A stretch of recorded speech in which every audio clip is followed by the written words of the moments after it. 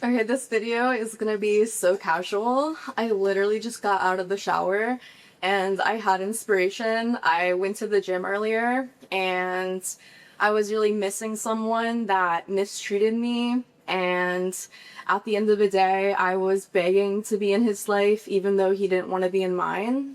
And he essentially, not that I'm a victim to it, but he definitely triggered like my abandonment wounds. And so I want to make this video from like a comfort big sister advice vibe. I don't know how old you are, so I'm either your younger sister or your bigger sister giving you some advice if you are in a similar situation where you miss someone who probably doesn't give an F about you, which is so hard, right? It's like, why do we care so much about someone who doesn't want us?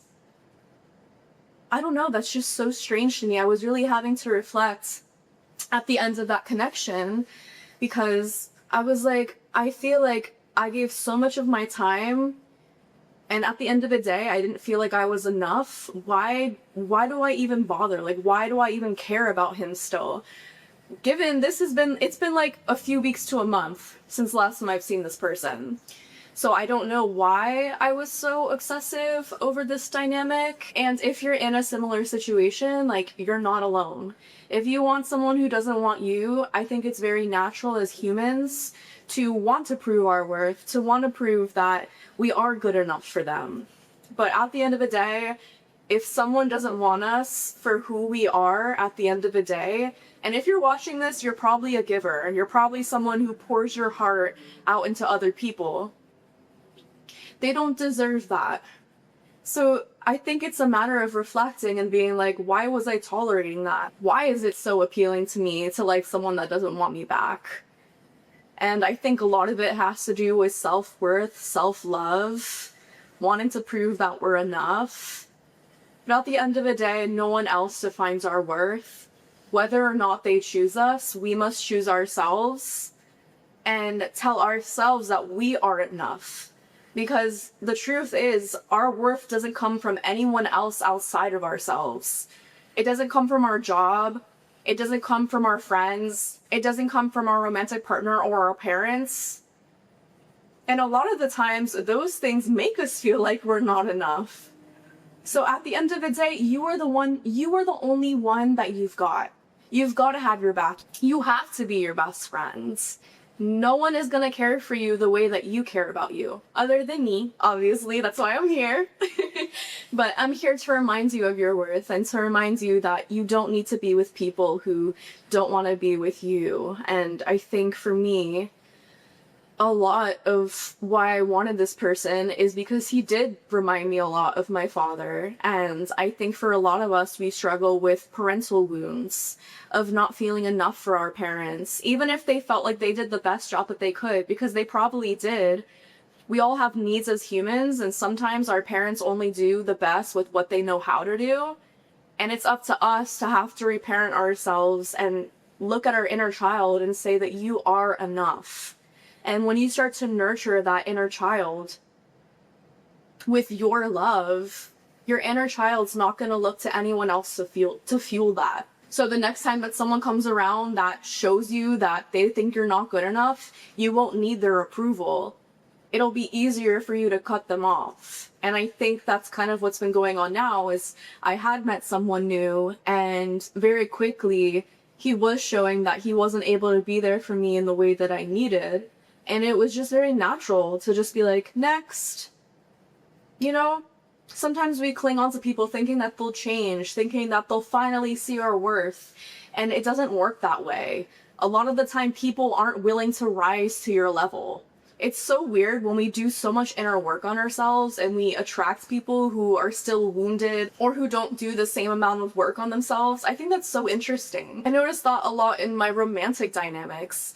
I'm attracting people who don't do the same amount of inner work that I do, but they show me where I'm still lacking in my inner work.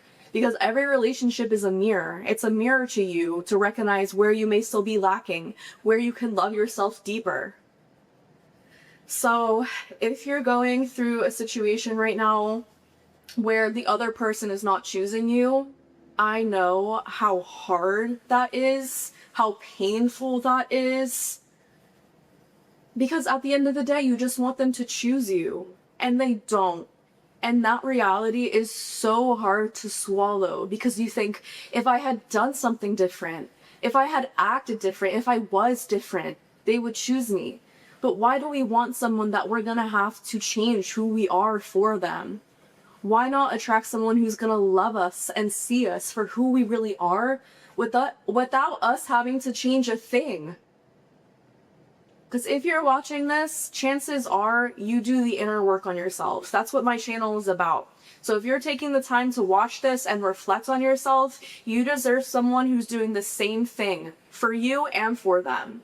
So I know my hair is still wet. I know I'm like a huge hoodie. My vacuum was just going off. I was literally like cleaning like a maniac. And I was like, I need a film. So here I am with inspiration. Literally the whole day I had no inspiration. And of course, right when I get out of the shower at the most inconvenient time, that's when it strikes. So I hope what I've shared with you resonates with you today, and that you don't settle anymore for someone who doesn't see your worth, and that you decide to take yourself by the hands and be your best friend at the end of the day. Because the deeper you love yourself, the deeper you're going to allow someone to love you too. So stay beautiful. Remember that you are loved, and just keep hanging in there, because all interactions won't be like this. Life is like a video game. The more you level up, the more you take the lessons from what people are reflecting back to you, the more quickly you're gonna be able to level up and recognize a pattern the next time it shows up and be like, nah, we're not playing this time. I've leveled up from this.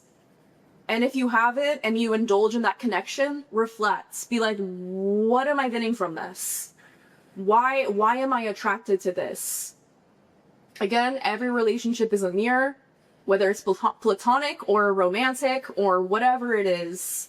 Relationships show us the deeper work we need to do within ourselves.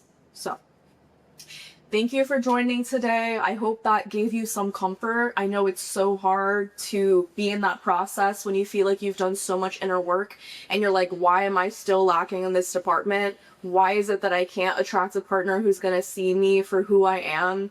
And it's really like gruesome out there. I know how it feels to want love so badly and be on all these dating apps and feel almost desperate for love, but knowing that it's not the right time yet, because everything is happening in divine perfect timing, and God has a plan for you and for me. So just keep loving yourself deeper, keep loving yourself deeply, and just trust the process, trust the unfolding, and just show gratitude for everyone showing up in your life as a mirror, because it's getting you closer to that person that at the end of the day will not abandon you, will not make you question your worth, and will see you for who you really are.